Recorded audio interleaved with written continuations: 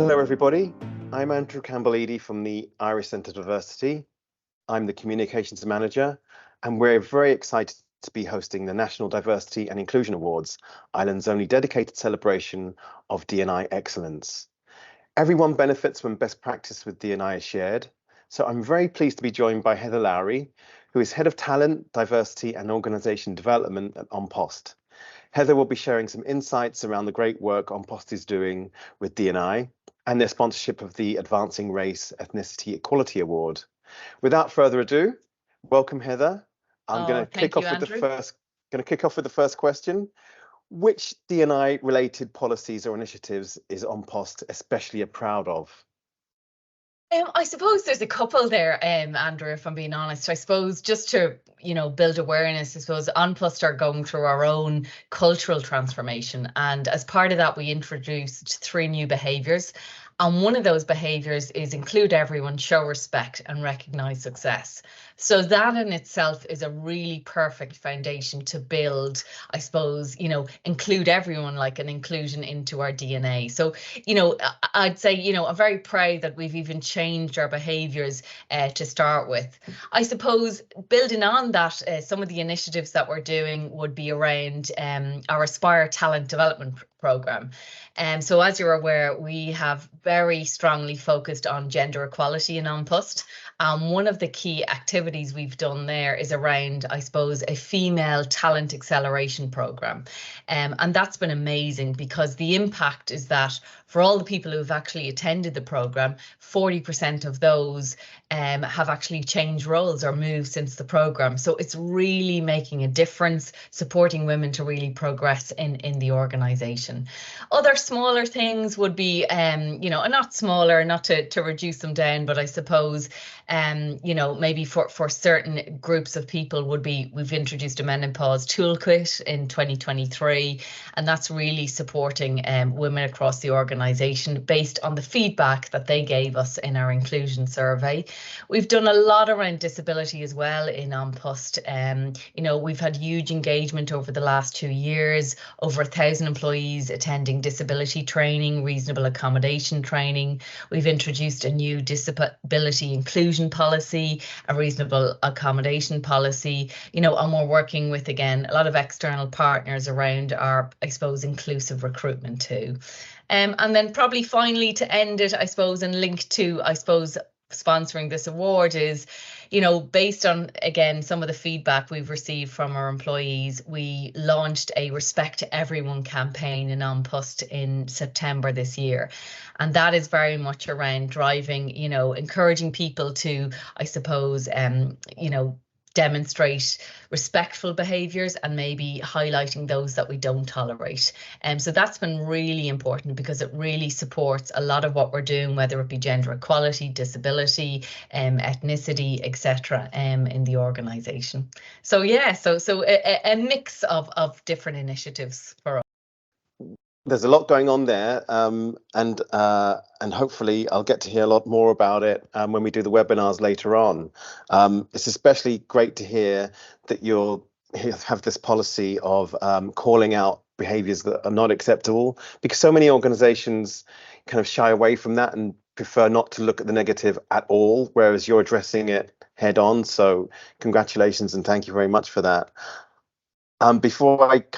I took lots of notes, and so before I kind of dive in too much to what you've said, I'm going to go straight to the next question, which is, as sponsor of the award category that recognises efforts of organisations in the workplace to recruit and retain a more ethnically diverse workforce, can you outline what An Post is doing in this area? And I think the Respect campaign that you talked about earlier is part and parcel of this. I suppose in An Post, we want our workforce to really represent the customers and the communities that we serve. And we know that our communities are evolving, so we need to do so as well.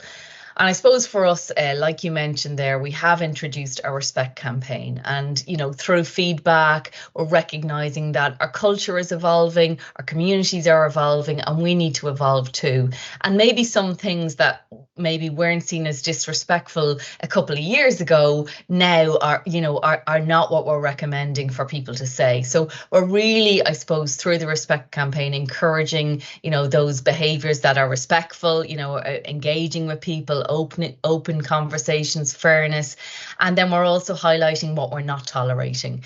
Again, one of those in particular are around racist slurs or banter. So we have a confidential phone line for people to call if they are experiencing a culture of disrespect in their office or their site, and we're then investigating in that.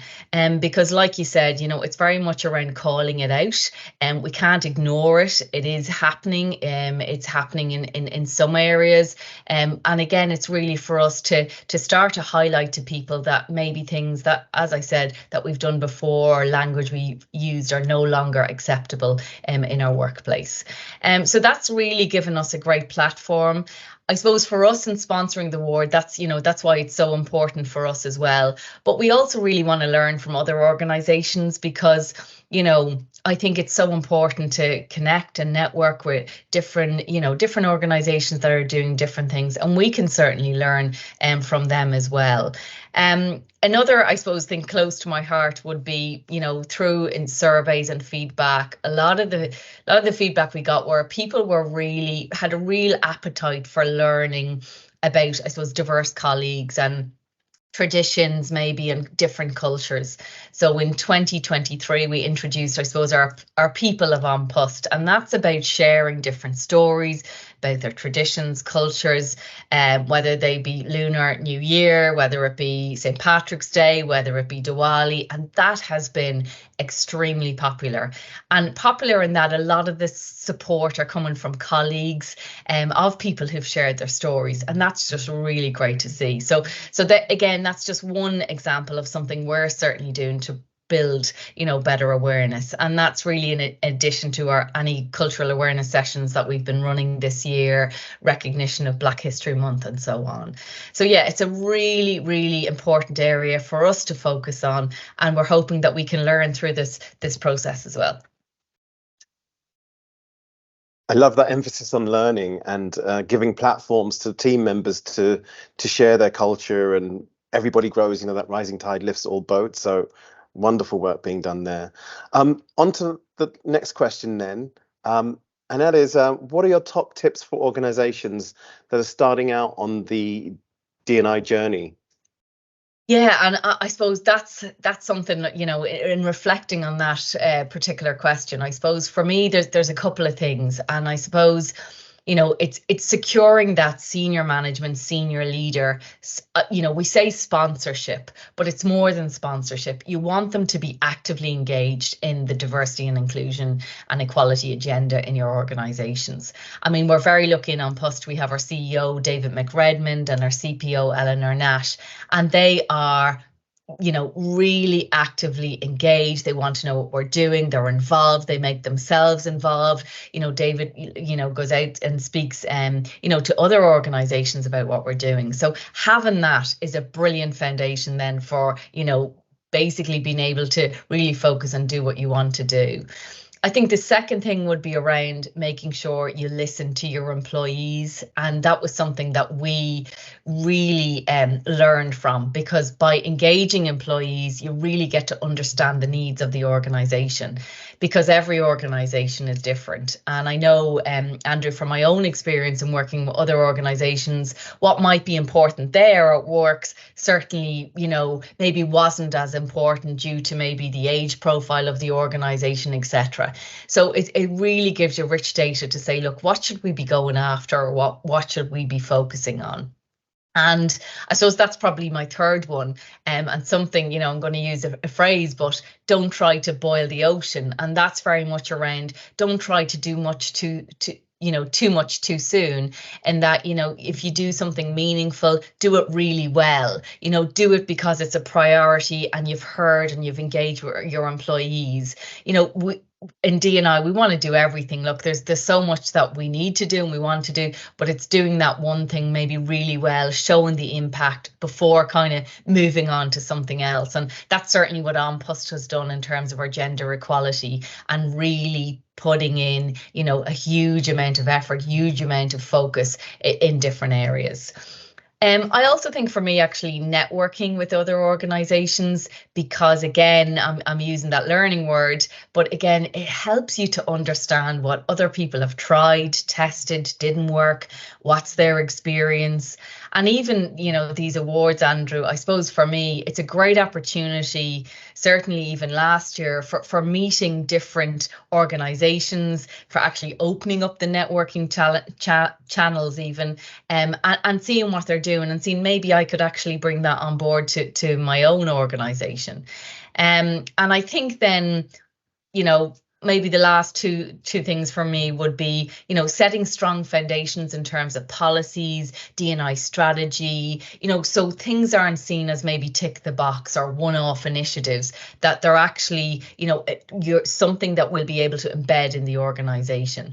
And that's certainly the guidance I know that the Centre for Diversity gives in terms of their bronze accreditation. And I'd finally then say, celebrate success. When you are making an impact, when you are showing the difference, and maybe it's only a small, win or small recognition, but if you're impacting someone's life or doing something different, in your organization, and you can see that you're making progress, celebrate and enjoy the success of it. So there are just some key things I'd probably advise on. That's the perfect point to end on, that celebrate success, because I think, let's not hide away from it. Work on diversity and inclusion is hard work. There's a lot to do, and there always will be, because it's one of those races that can't be won, because everyone can always get better. But certainly celebrating successes and taking to applaud the work that's being done is so valuable. So that's a great point to end on. And on that note, I'm going to say thank you very much for your time, Heather.